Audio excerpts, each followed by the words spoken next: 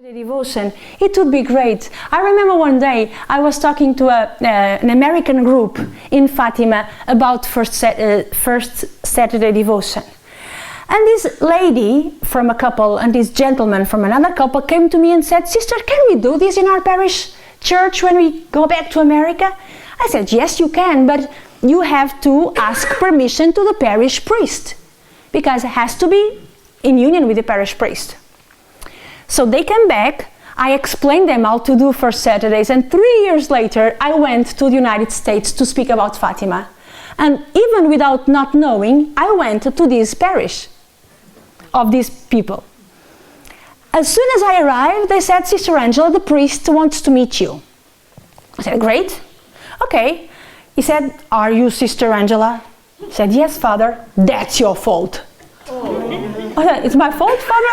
I'm just arriving? What did I do bad? You know, I know I can be in trouble, but I'm just arriving." And then he smiled and he said, "You know something?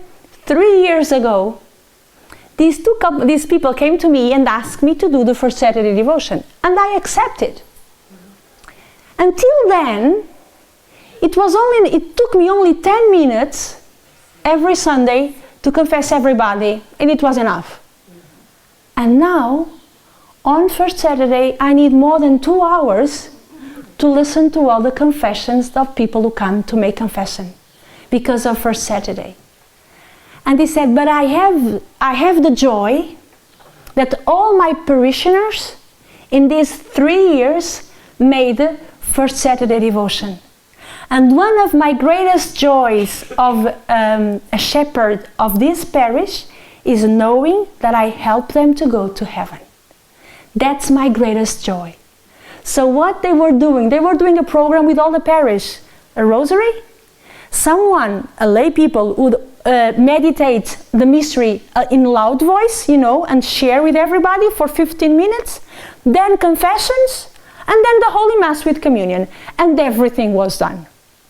And he said, "One of my greatest joys is all my parishioners made first Saturday devotion, and me as a shepherd help them to go to heaven." Lucia asked Jesus permission so the confession could be in other day than Saturday, because sometimes it's very hard or impossible. Jesus said it can be 8 days earlier, 8 days before, after, or even more. The thing is, has to be one confession each month, okay? And to do the intention of making reparation to the heart of Our Lady. And Lucia asked Jesus, "And what about those who forget to the intention?" Jesus says they can take the advantage in the next confession, because it's really his idea that we understand the importance of reparation. That's what I'm going to finish. What is to make reparation? In Fatima, or in the message of Fatima, and still the theology and the theologians are thinking about that, so I am aware, I know that what I'm going to say, it's very short and incomplete, but with what I'm reading, making reparation is another word for the mystery of redemption. It's another word for love. Who understands the language of love understands the language of reparation. Who understands the mystery of redemption understands reparation. What is the supreme act of reparation of the world? Jesus in the cross. In the cross, Jesus is making reparation for all the broken bonds that the sins bring to the world. First bond between God and humanity. Remember the Garden of Eden when God sent away Adam and Eve because of the sin? The bond was broken. Remember when Abel was killed by Cain? The bond of fraternity was broken. What is Jesus doing in the cross? Restoring everything. Since the cross, we are children of God. With the Paschal mystery, we are brothers and sisters. So, those of us who do reparation, we do it in union with Jesus in the cross. And we are helping restoring the bonds that are broken through sin, through hate. Am I being clear? Yes. Other aspect is what Jesus says here in the apparition and the Blessed Mother. You at least try to console me. Okay, I will tell you this story so you can understand this. Imagine a mother, a very wealthy, rich mother with 2 daughters. One of the daughters goes to the mother every day to ask, Mother, I need money for this, I need money for that, I need money for that, I need money for my washing machine, for my house, for, and the mother of course gives because she's wealthy and she loves the daughter and she gives. Okay? Daughter number 1. Daughter number 2 goes to the mother daily, not to ask but to give. Mother, today I came to spend 5 minutes with you, just to talk. Second day, Mother, you look sad. What happened to you? Third day, Mother, I made a cake to share with you in our tea. Which one of the daughters, number 1 or number 2, do you think love the mother the most? Number 2. In our relationship with God, are we closer to daughter number 1 or to daughter number 2? To number 1. Because most part of our spiritual life relationship with God is to ask. Isn't that true? Yes. And it's okay. It is okay because Jesus said, ask and it will be given. Okay? But if our relationship with God is just to ask, it's not enough. We don't love Him already with a pure love. Because when we will love God with a pure love, we will go to Him not only to ask, but also to give. To be with Him. He is our God. I don't love God because He do everything I want. I love God because I love God, because He loves me.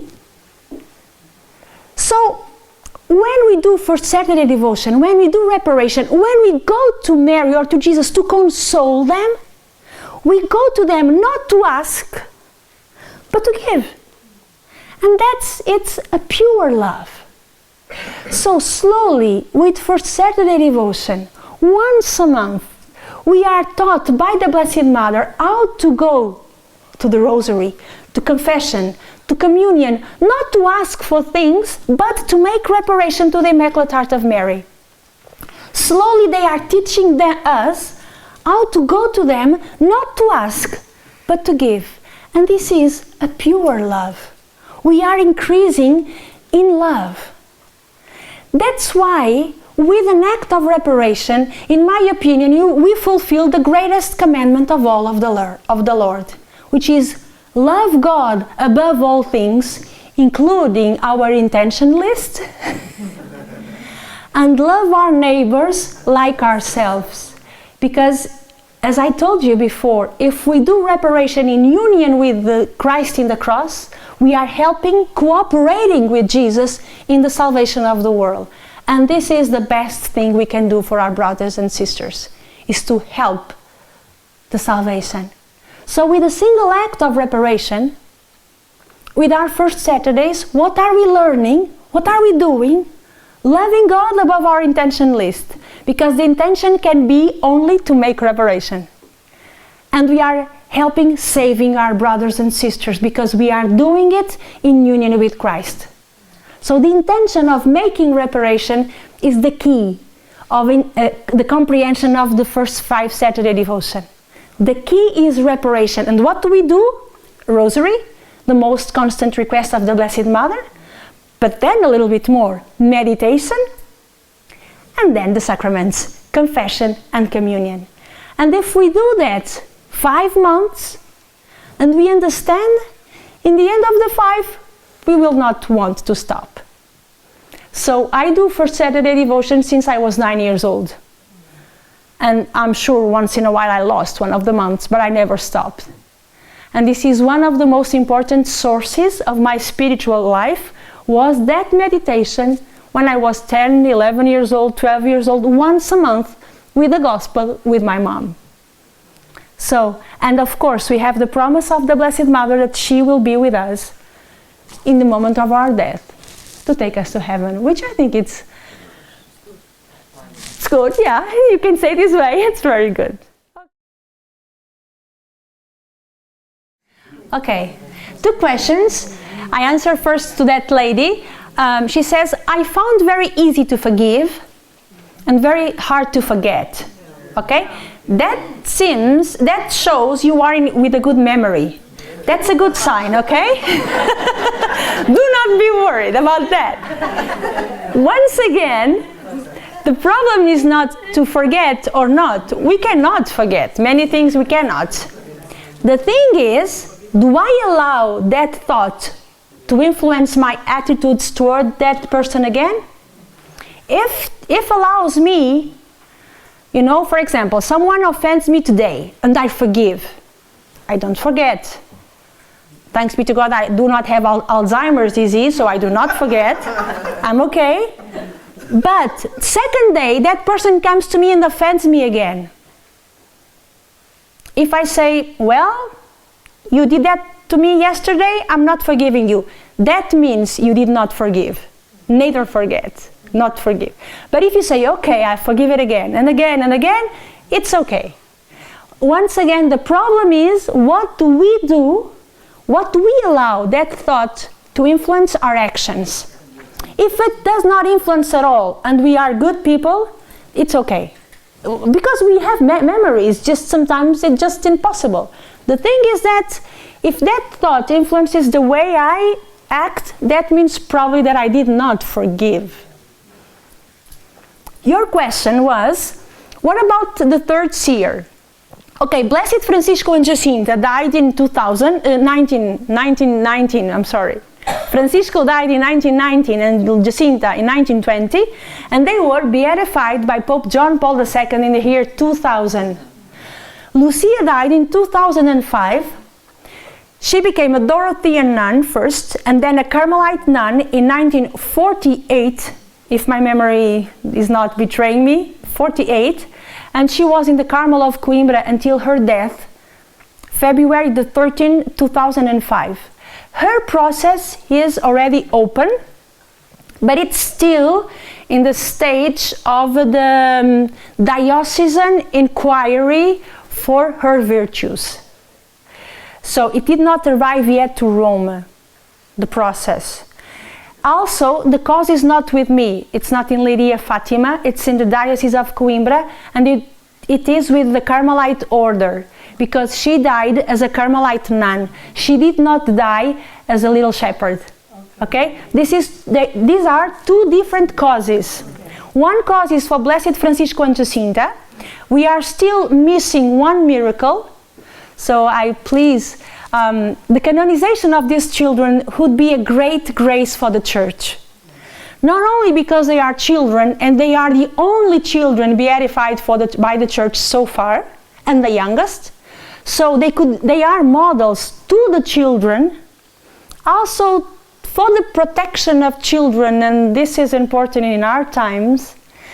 Also, they are a living testimony of that sentence of Jesus: if you do not become like children, you will not go to the kingdom of heaven, and many other things. So it is a grace for the Church, their canonization. So we need to ask from God this grace. So I encourage you to pray for the canonization of the Blessed Francisco and Jacinta.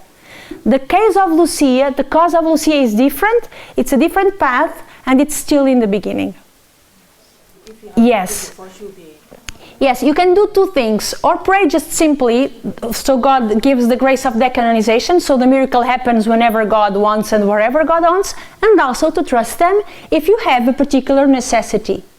But if, for example, if you do not know anyone for a cure right now, you can still pray for decanonization. And in the end, I will give you this little holy card where you can ask for a grace, or not a specific one, but just ask for decanonization. So thank you very much, and God bless you.